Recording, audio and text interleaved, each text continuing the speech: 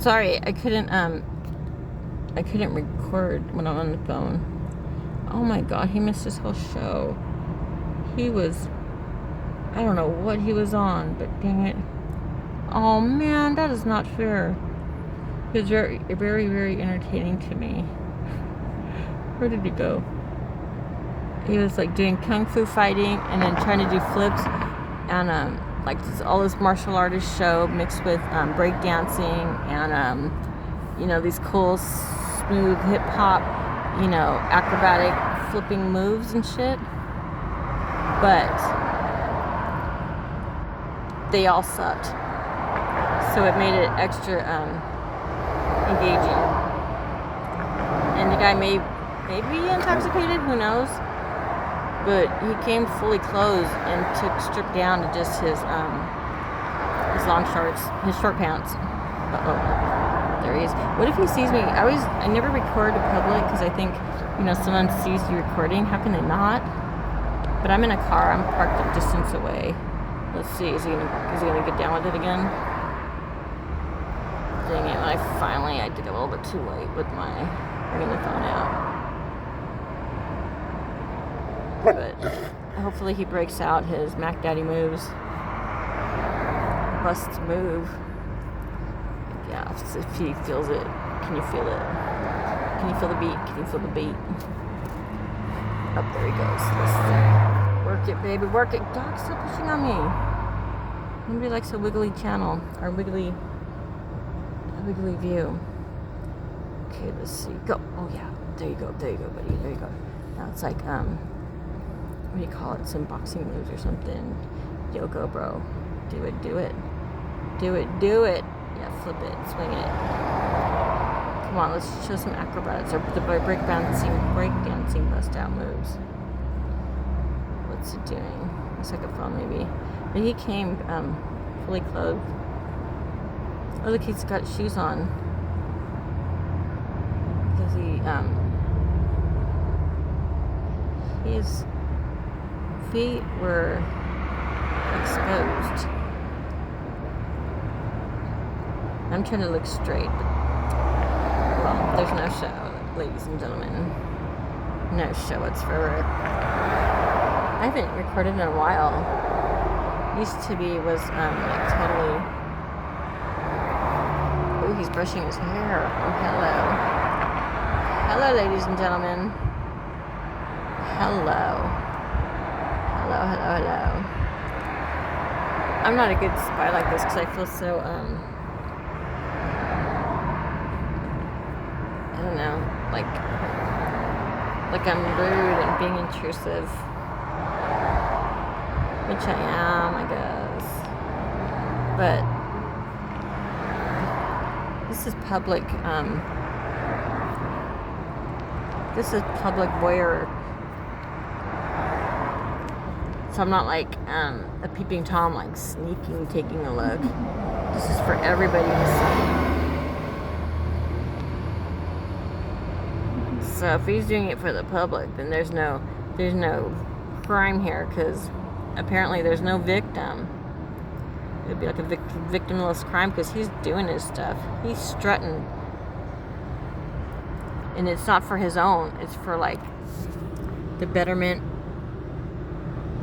of a society, you know. It's like a gift. Man. Oh, I lost him behind a tree. What the heck? Okay, he is... Oh, wait. Okay, no. He's at the window brushing his hair.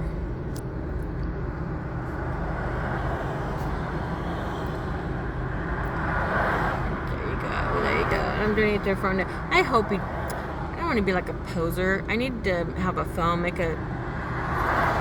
like a phone case cover. Like I'm reading a book. Oh my god, make a freaking book. Cut out some pages. I mean, like, cut out holes in the pages, stick the phone there, and you could just be reading your book and totally just being a peeper. Because people fascinate me. I love people. There's stories, of course. You know, you never know what someone... You don't really truly know people And that's so true, because you don't even truly know yourself. The person that you think you are doesn't align with the person, other people, how they experience you. And that totally blew my mind, because I have such a good image of myself. I like myself. And so it blew my mind where people didn't receive me that way. Then whoa, so it's really neat to hear, it's like a treat to hear how they actually feel and think about you. And AI helps a little bit though, because I'll like, well, what's your perception of me, because I want to know how because I don't know normal, and I know nothing's really normal, but there is, things are just kind of normal, because I didn't grow up normal. Like, just, and everyone thinks that, well, nobody's normal, we don't want to be normal, but normal is just a baseline for me, at least. Like, I don't really know it, but I don't know, I have to go to know what's normal when it comes to people and situations and everything. Would be, I have like role models, and I think, like what would so-and-so do, or what would so-and-so think, or I have like people I admire. Not necessarily, I don't want to be like them, nothing like that, but certain qualities that I know that I just admire in them, and I think it's an admirable quality. Like, for example, like a tough mom, like a no nonsense, like a mom that demands respect, and like for herself, her position, and so when I have, like, if I feel a certain way about something, and like to know when, like, that's not right or something, just I don't know, just for anything, I think of Margaret, and like, what would Margaret do in this situation? How would Margaret feel? And that's the only way that I can figure out, like, what a normal is, or normal for, I guess, for me, of how what kind of person that I would want to develop myself to be, because I'm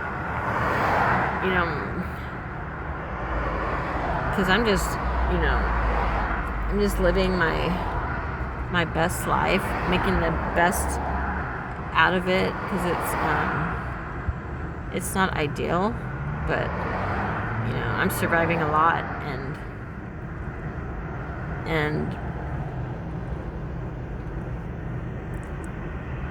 dang, the experiences have definitely made me wiser, more resilient, more stronger, more capable of facing just really difficult things and people and situations. And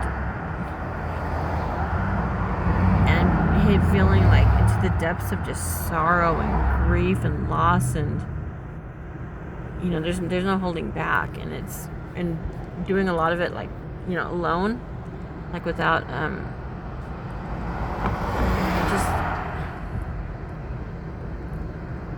just being alone. It's maybe something I could have never ever have done, and now not only can I do it, it's like I can fall deep into it, sometimes too deep,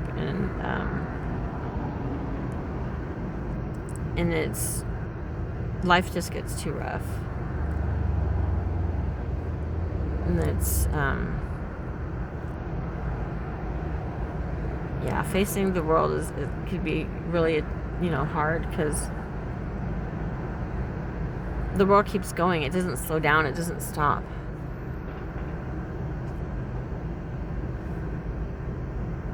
And you can't keep up, or I can't keep up.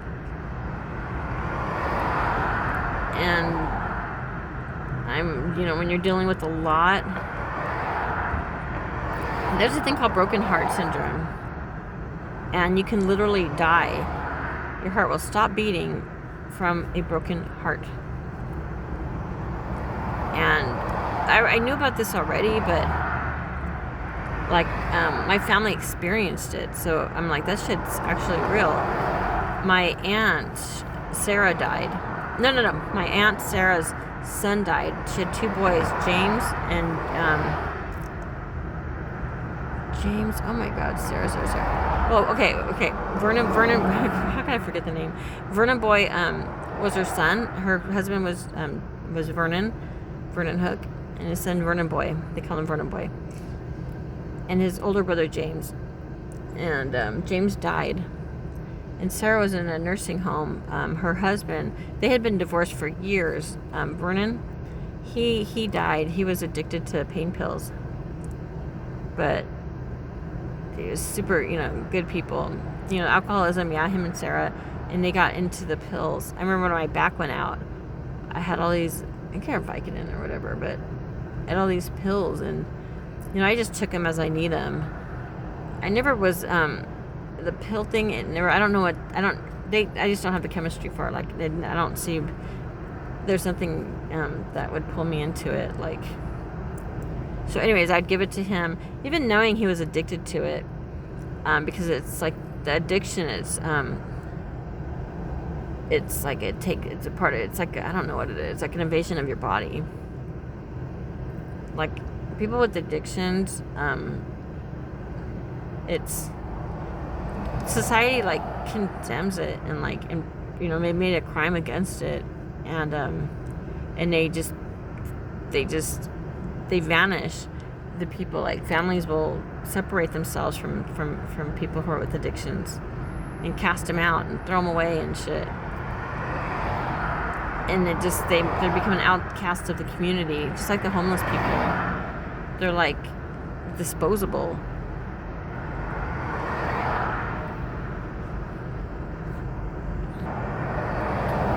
And addictions, it's whatever it is the person's addicted to, their choice of poison,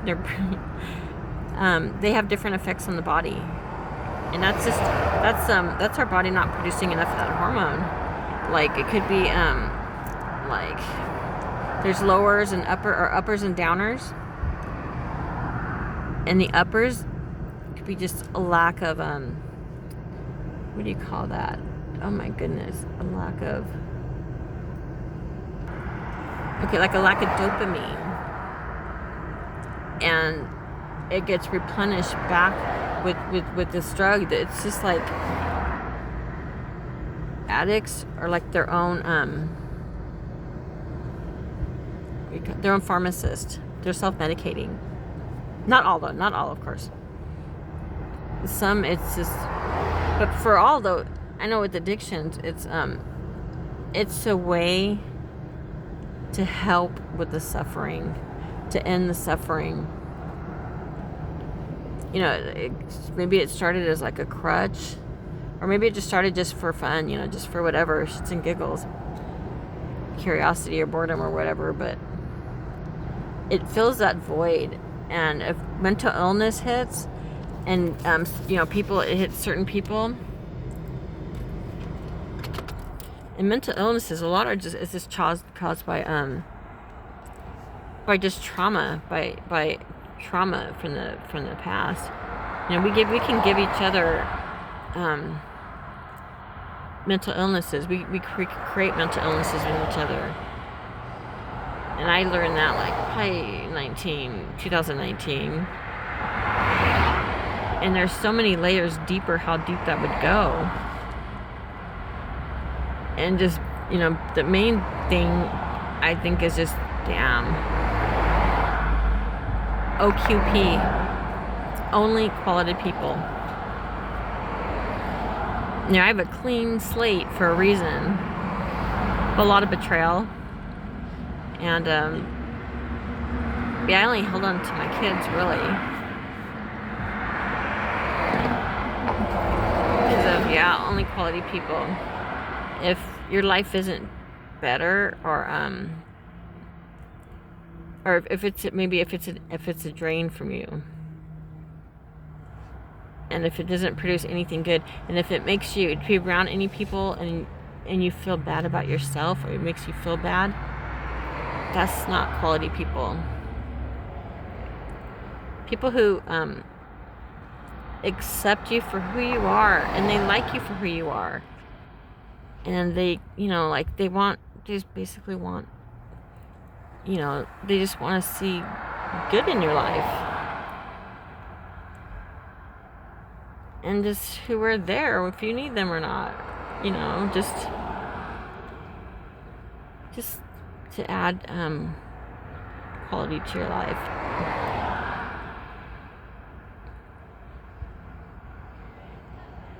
And people who encourage and just celebrate the wonders of you. Everybody just deserves that. But there's just a lot of hurt and broken people who causes divisions, and you get on power trips and just so much bullshit stuff.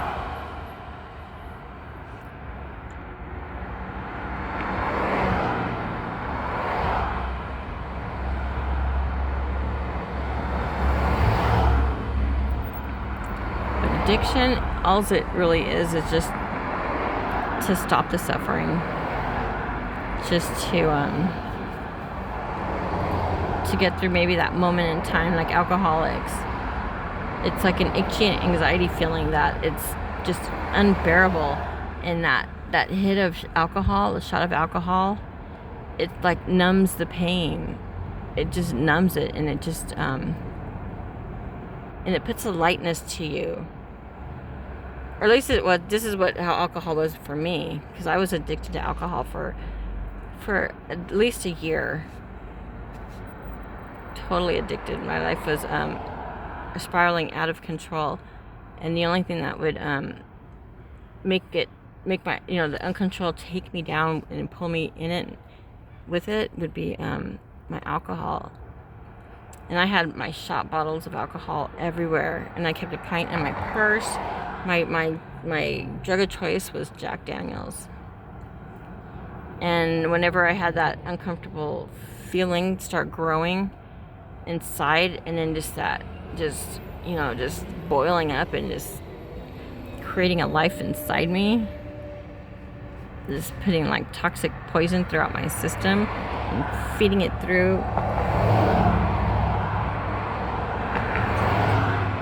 going through my body and just not feeling good, and it's just I take my shot of alcohol and it just subsides. Everything just goes away.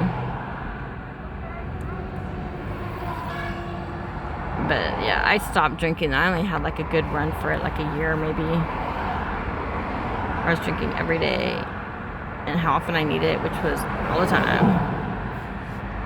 It's like 2016, I believe. It's weird, I know the date.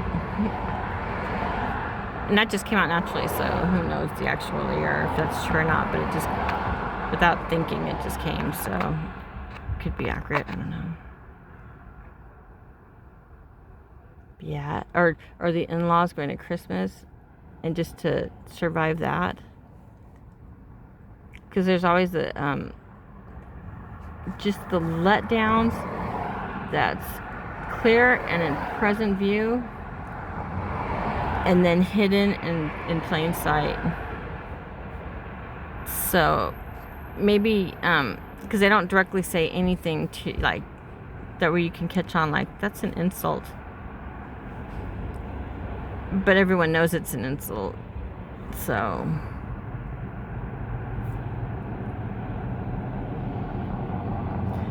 oh man, I was about to say give examples, but I'd rather not, because it's because they hurt you through your kids, and that's just fucked up, because someone's child, or most people's child, it's they're so precious to the person. And so if anyone just fucks with your kids, it hits differently. And then you feel for your kids too, because of you know the history, like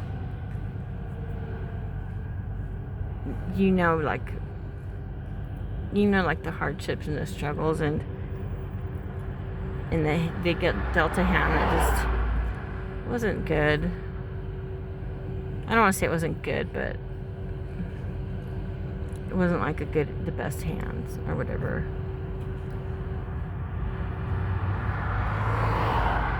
There's just a lot of sadness when I think about my children in the past and the present.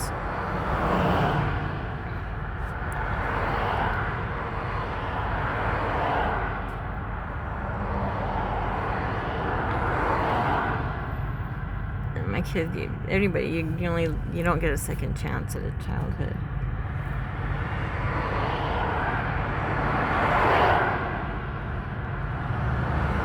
And you never know how special a moment is until you lose it, and it's so profound and deep. It'd be nice to, I don't know. I just lost a part of my whole identity of who I was.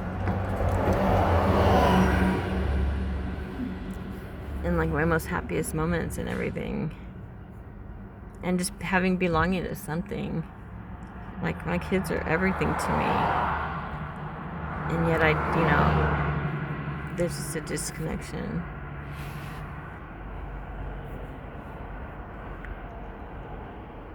But yeah, it's been crazy. I know my life has been flipped upside down, and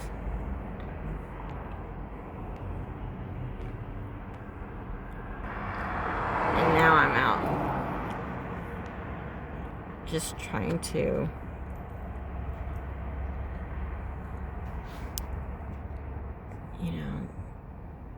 strive to be a better person every day, and have patience and understanding with myself, and leave this world, wherever in what you're doing, but leave it better than how it was when you got there. Oh, and then plant seeds. Oh, hell yeah, plant seeds. Like, I see a quality strong in people. I was talking to Priscilla, remember, we're talking about the empaths, and like how you feel people's emotions. And as like a super empath, dude, I feel the emotion. I feel beyond the emotion. I feel beyond the layers of the pain. I feel deep down into the core of the origin. And it's a place where I usually, I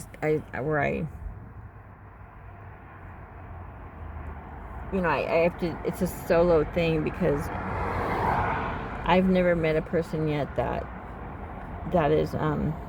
was ever willing to sit with me, because it's a side of them that they deny, or they refuse, or it's just they're not ready for it. And I get it too, because it opens the door to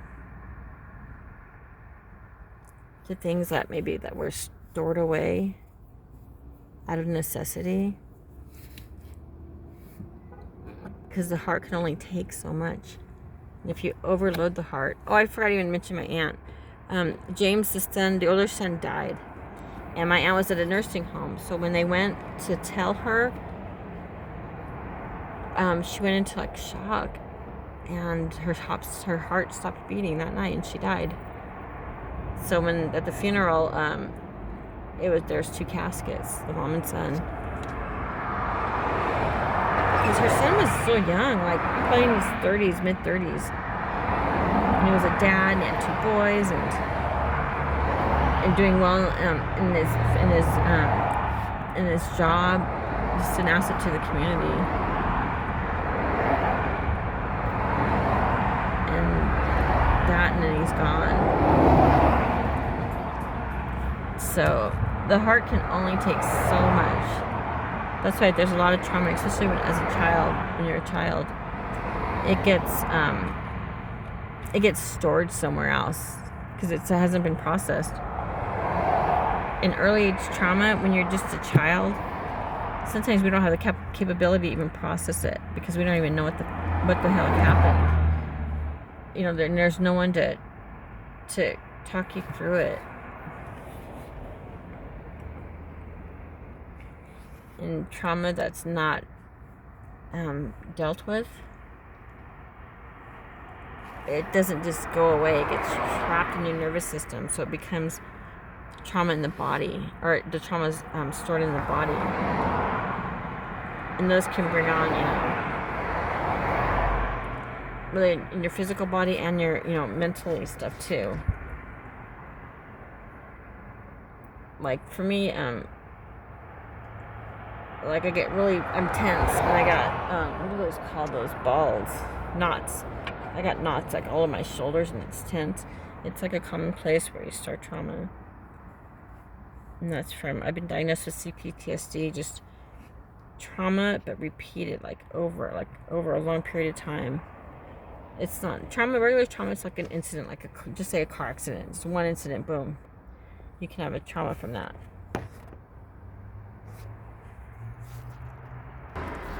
So, let me see. I should get my glasses so I can see. It's so hot. I woke up 8:30 this morning in the blistering. So I should put a visor up. Oh, I really should. I can't. It's too bright. Oh, dang, why didn't I put a visor up? Oh, I've been sitting here for over an hour, maybe 2 hours, waiting for my co-pilot. Or actually, no, he's a driver. Dang it. I should get out there, damn it. Well, I need to. This car's a mess. I've been trying to clean it, but in the middle of a snowstorm. My babies. They gotta be in my business all the time. Being with them 24/7 like this, it's been a little bit exhausting. I'm not gonna lie, I'm not gonna sugarcoat it. A little stressful, very intense, very invasive. A lot of joy, a lot of love, but it ain't for the wicked. It ain't for the weak. It isolates you. People hate you. People treat you so rudely. It singles you out, casts you out, and there's not very many places that welcome you in. And I'm not judging. I'm not saying that to saying that it's not justified. None of that. It's just it just is what it is. I'm just stating a fact. I'm not really, no opinion here. Oh, my dog. Oh, my God. Oh, no. This smells, oh, God. There's a little accident, which hasn't happened in a long time, this morning on the chair. And I swear to God, it smells ammonia like the freaking cats. And I've been scrubbing these floors, so gosh darn it. Oh, my God, what am I doing? Yeah, I'm going to clean up the car. So I think I'm going to stop this recording. I didn't even mean to record this long at all. It's hot. Especially in the car. Got all these little extra. Oh, God dang it. What the heck was that? Dang, did we wake you? Are you okay, baby? Whoa, that scared me, baby. You woke up from, wow, you're like, go monster. It's my little Aki. It's just hot. We're hot. All right, I'm gonna clean this up and then go up there and go, hey, let's go. Yeah, do you want to clean it up? I'm gonna be comfortable. And I can never get anything done because I got these little gruggers. right in my Kool-Aid. Sitting in my lap, and right on the very thing I'm working on, the thing I need. Got little my grubbers, my babies. But these are my family. These are my friends, my family. My greatest joy, and oh my god, my biggest hurdles. But dogs, yeah, they're definitely loyal, loving, protective, guardian, innocent, and they're true, and they value you, they love you, they appreciate you, they see the best in you, even when you're not at your best. They believe in you.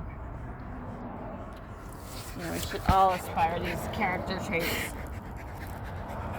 Yes, it's hot. I'm gonna open up this side door and put in some time on this place. Get everything in the back. I have to organize it well because we're going straight to the Valley of Apples.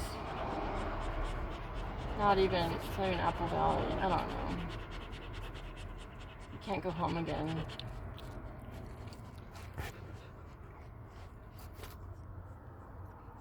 Yesterday's I'm just living my new normal, figuring out, creating it from scratch, only quality people, and boundaries, and not putting up with bullshit and calling it out. And you're not accepting less. I'm tired of that. I'm not about money and status and all of that. But I'm not about being broke either. This living is the poorest I've ever been in my whole entire life. And that says a lot. Because I was a kid who never got toys growing up. I didn't get Christmas presents with toys. Yeah, not really. Not really. Yeah, I never got, we never ate restaurants or fast foods ever growing up. Never had soda, Twinkies, Doritos, like all that beautiful processed foods that people just buy in America. I had a thermos bottle of soup that I would take to school for lunch.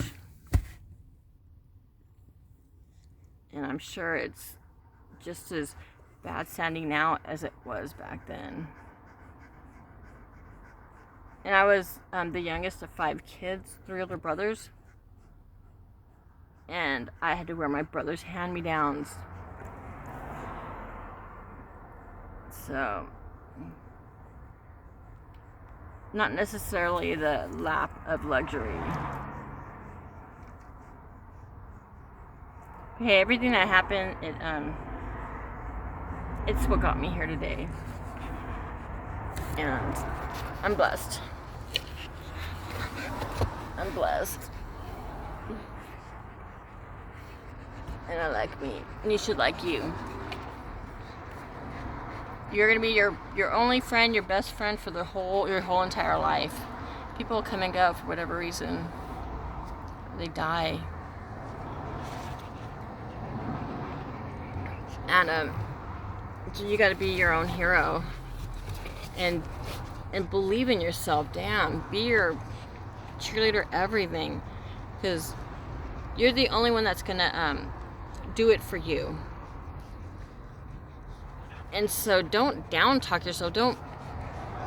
Life's already hard, you know. Don't be a hater. Man, I could never hate myself. I'm very understanding, and I've been through a lot that most people haven't been. So for what I've been through and where I'm at and what I'm going through and all that stuff, I'm I'm pretty remarkable.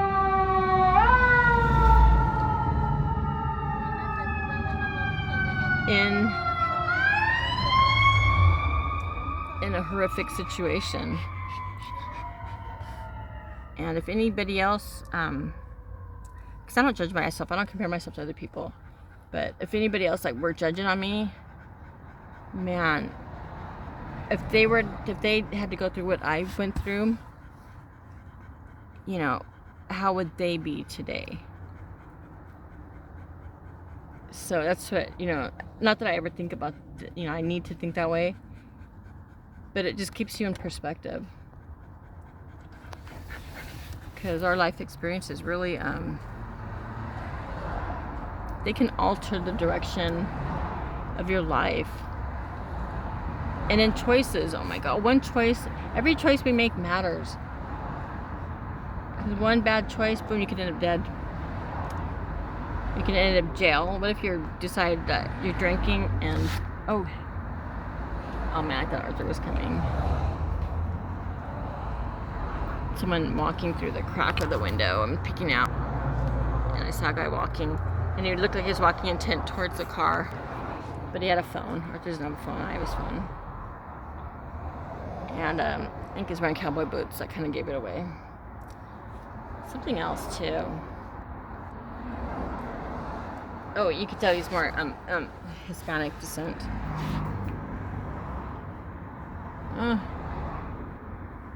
I'm just tired, and once I end this, then that means I gotta.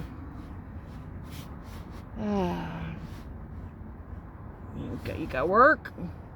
You better work. Work. Supermodel, work that thing. Make love to the camera. Work. You better work it, girl. Do your thing.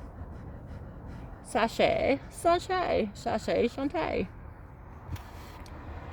Oh, life is a beautiful, beautiful, beautiful journey. I'm just rambling. Let's call it the heat, or call it exhaustion, or sleep deprivation, and dehydration. Dehydration. That's an interesting duty. We'll talk about that next time. Because dehydration, it's what you would think. It's the opposite of what you would think. It really is. Dehydration and the elasticity it makes your body.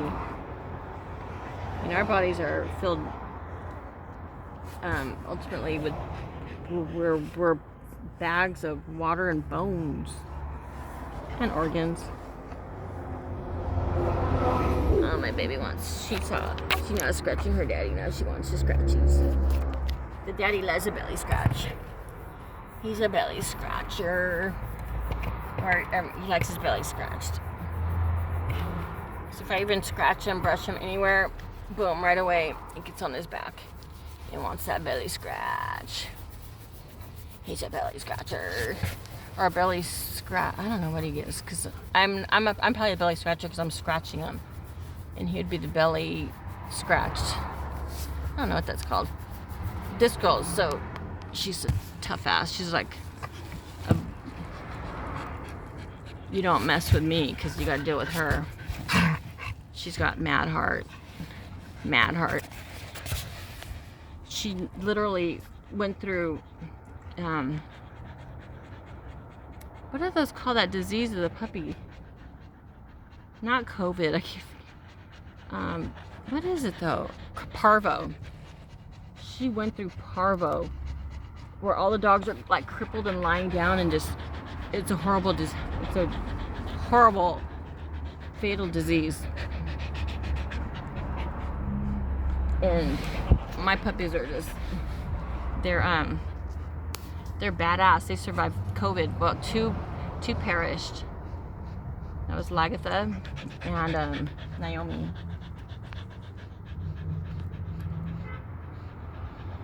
And I held them in my arms as they passed over.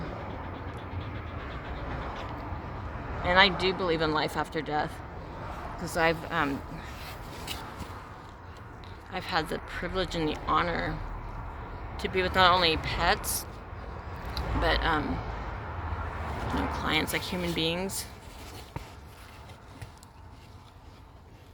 when they passed over, and even after they passed over,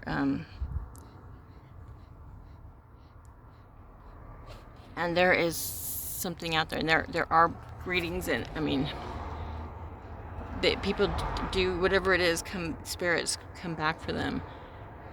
There's a level of peace they have when they look up, and like you can see what's not, you can feel what's not, you could say, you know what's said when there's no words spoken, kind of. That makes sense. But yeah, I believe in it because I've seen it, and that's why I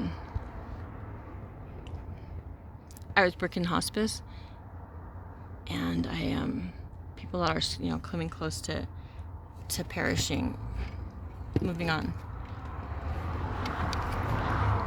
I send my love to my son through them,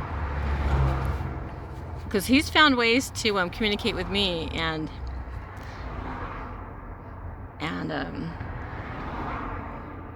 he's letting me know that he's maybe in a different realm, but he's with me always.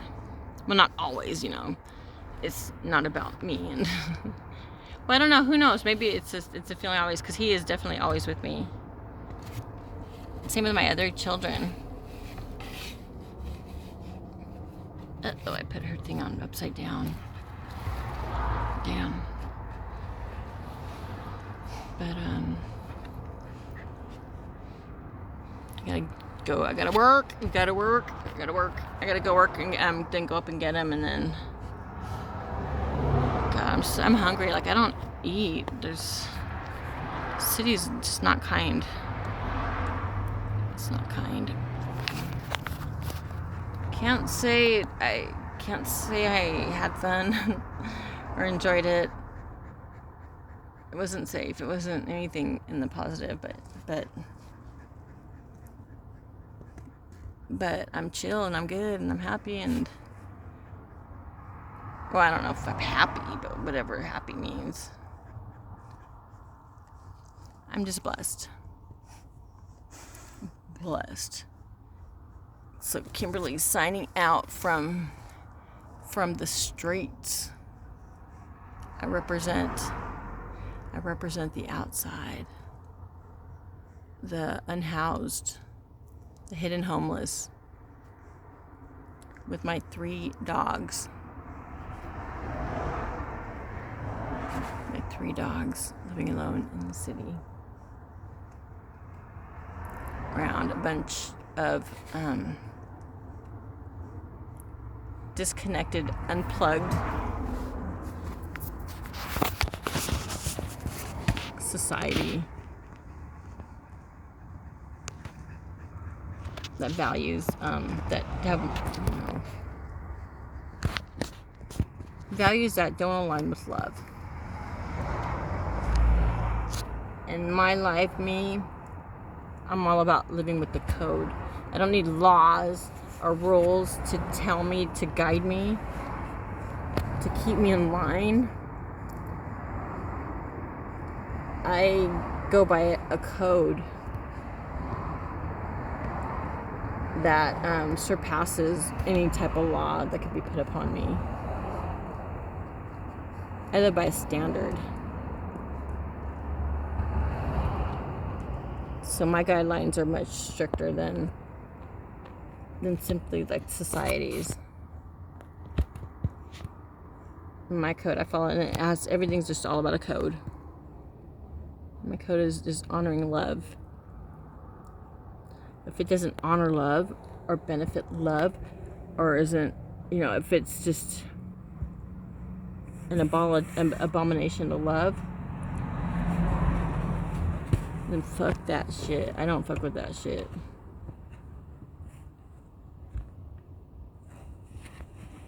Ow, ow, ow, you stepping on me, dude. Your like feet are like, ow, boob. Your feet are like sandpaper and your weight. Okay, so I say, c'est la vie. That's just the way it goes. Good song, Gerardo. Check it out. Very 80s. in my Midnight Delight days, when my crew was the ladies of Midnight Delights and Eclipse.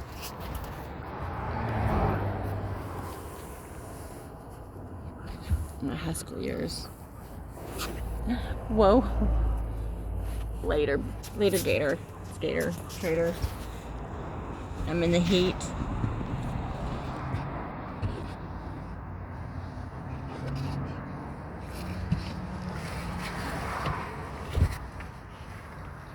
In a car smaller than an escalator with my pack of wolf doggies.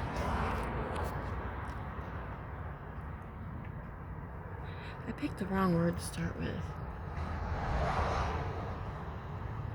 Pack with doggies.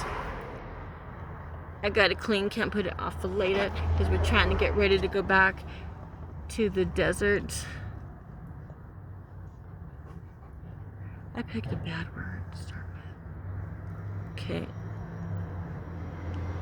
Damn. I didn't have a phone for like 3 days because I couldn't charge. My battery was dead, so I was really literally stranded in a strange neighborhood. I don't know. And it was like a Mexican community, different communities here in the city. You could tell like it's racially divided. I don't know how deep it is just by the businesses and the location and the names of the businesses, because if it's Vietnamese, it's Vietnamese. They don't Americanize it up. They don't English it up. So they'd be like po ho fo. I made that one up, but well, there's one Cafe Dang. That's not that bad, but I think it's funny. Dang.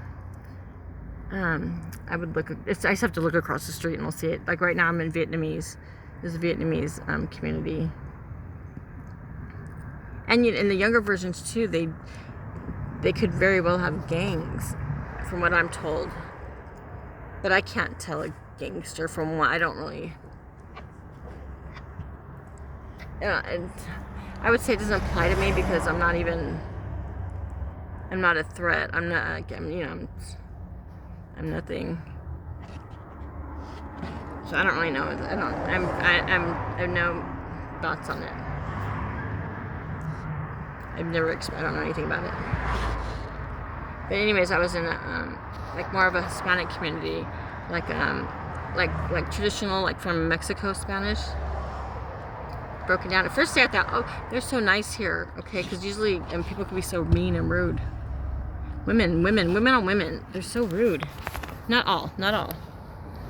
Like I'm into the girl empowerment, and life's pretty hard, and we pretty much, women, we're kind of like similar in some ways, like hormonally and stuff. So we share a lot of things that are the same, just being as women. Just like men and their hormonal differences and what unites them together. Because, shit ain't easy. But then, and usually that type of, I don't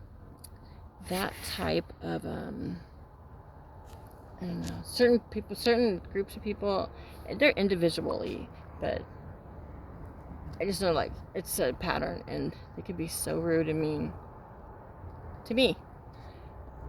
And I'm like, I am nothing but hospitable and appreciative, and I don't come with bad energy. And then it's just like, that's just a them issue. It has nothing to do with me. They don't know me. Because if they know me, they wouldn't have that, they wouldn't treat me that way. I ain't out to dim anybody's light.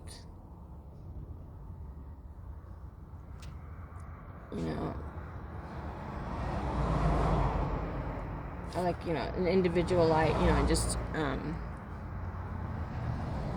be gracious and appreciate it, and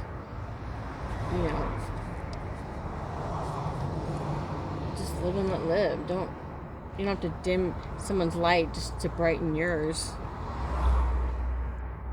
That's some bad juju energy.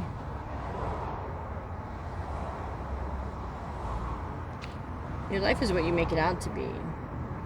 Do good and you know, life will fall in line with that. If you burn people, hurt people,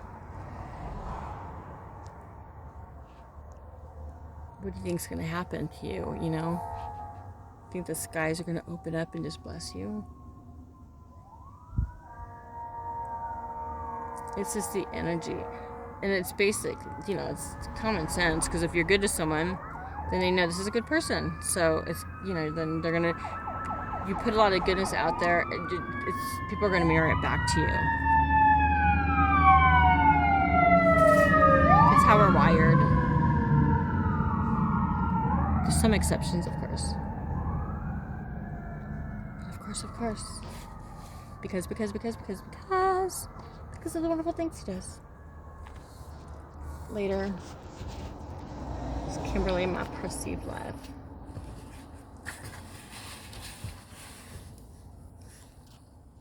Be blessed. Learn something new today. Do something, experience something different, I guess. Challenge yourself. Do what scares you. And just try to be a little bit better today than you were yesterday.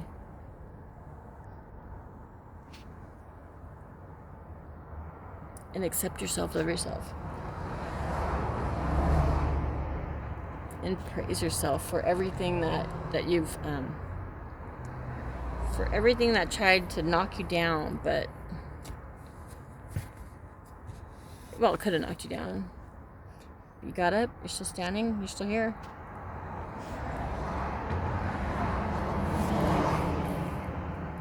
Kimberly out. Westminster. Oh yeah, April 1st was 2 days ago, from what I'm told. So April 3rd, and maybe a Friday, maybe a Saturday. April 3rd, 2022. Because I'm living on the streets, out and about, living my best life, surviving it one day at a time. Maybe on an empty belly and dehydrated. Oh my god, I'm so thirsty. And a little bit dusty and slobbered on because I'm with my companions. They're a whole other story too. They're my unlikely, you know, I wouldn't have even known that my life would have brought me here. You know, I gave up everything for these dogs. So I made a vow and a commitment, and I'll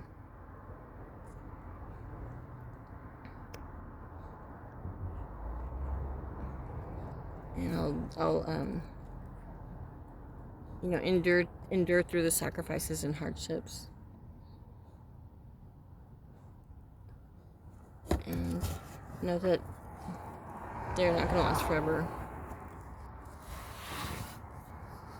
Because I'm going to get mine. I didn't come this far to come this far. Hell no, I'm going to win in the end. Well, you know what? I already run.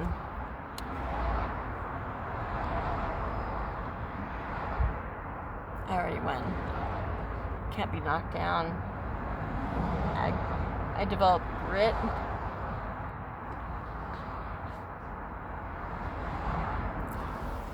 Goodbye, America.